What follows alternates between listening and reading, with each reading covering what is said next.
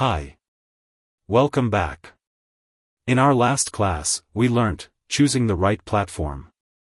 In today's class, we will be learning structuring a portfolio website.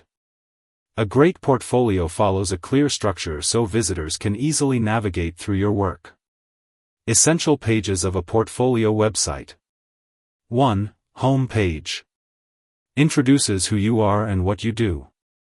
Includes a clear, professional headline, e.g., creative graphic designer and brand strategist. 2. About page. Tells your story and professional background. Highlights your strengths, skills, and experience. 3. Portfolio/work page. Showcases your best projects, not all projects. Includes case studies where necessary. 4. Services page, optional. Lists the services you offer.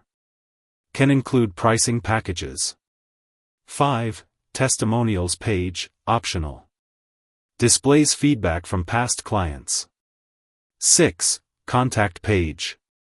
Includes your email, phone number, and social media links. May have a contact form. Pro tip: keep your website simple and easy to navigate. Avoid too many pages or complicated designs. Thank you for listening.